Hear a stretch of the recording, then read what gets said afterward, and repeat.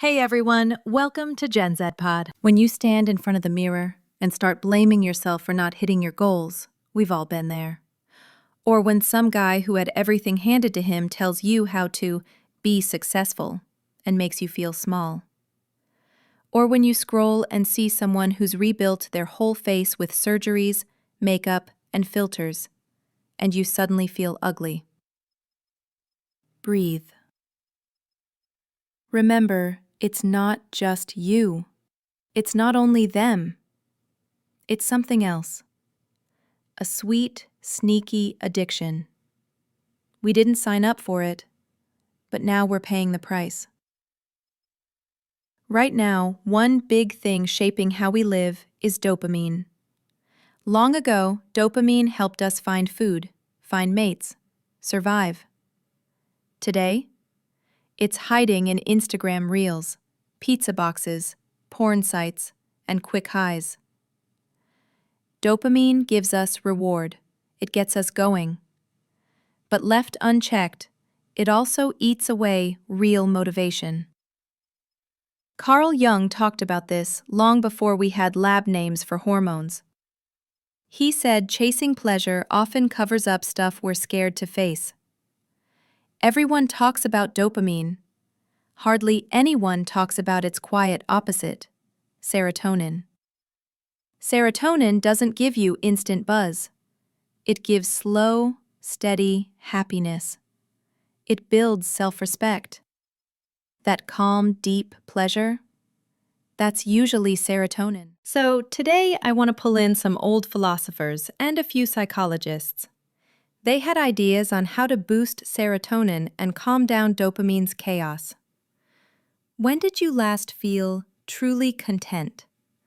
Not just distracted or busy, actually calm and satisfied. Feels rare, right? The more we fuel dopamine, the more it wants.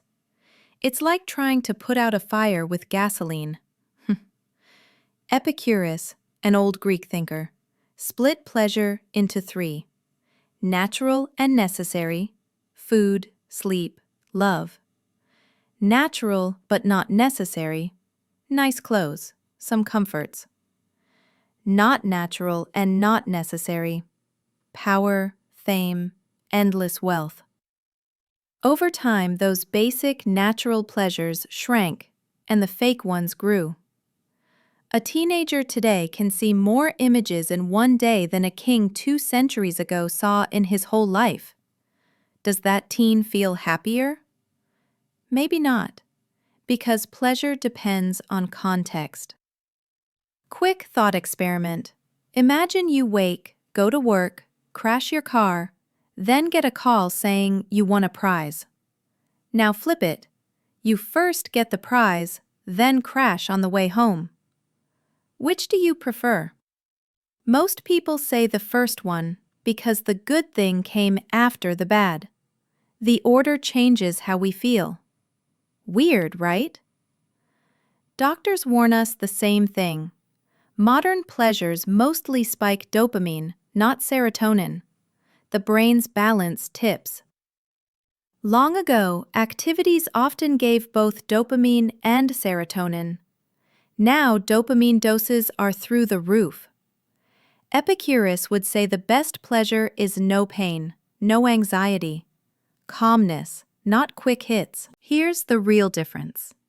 Serotonin is about being. Quiet discovery, contentment. Dopamine is about having, chasing, getting. Dopamine whispers, I won't be happy until I get that. Serotonin says, I can be okay now. I'm not hurting. Dopamine will trade pain for a fast pleasure.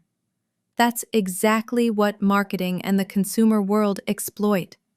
They light your dopamine on fire to sell you stuff. Addiction, overeating, porn, binge shopping, those are the warning signs. Philosophers also say, if your pleasure is a tool to avoid pain, it's cheap. Buddha said our suffering comes from endless wanting. That doesn't mean we must quit goals. It means check your reasons. Modern life gives comforts and calm we didn't have before. That's real progress. So how do we find balance? You don't need to become someone from 2,000 years ago. Use Jung's question. Are you trapped by pleasure, or are you truly enjoying something? Think back. When you were 5 or 6 and crying, did someone give you a toy to stop you when what you needed was a hug? We learn to quiet pain with quick fixes. Pleasure has memory. Every time we use it to silence pain, our body learns to fear quiet, and pain feels worse next time. Jung said we use pleasure to run from ourselves. After the buzz fades, guilt and fatigue show up, and parts of us feel worn out. That's the dopamine trap. Serotonin's joy? Calm, self-contained, not a tool. So how do you strengthen your will? Schopenhauer had a blunt line. Life swings between pain and boredom. When you lack, you suffer. When you get it, you want more. If your goals are only about pleasure, you'll always be chasing. Want a big house? Fine. But if the reason is just to feel good, you'll fall into comparison and never stop. Lao Tzu put it simply, the tighter you cling, the more likely you are to lose it. Loosen your grip. Care less about instant pleasure. Find deeper reasons for your goals than just brain chemistry. These are not quick fixes. They're philosophical and psychological tools to rebalance things. If this helped even a little, share it. Leave a real comment so YouTube notices.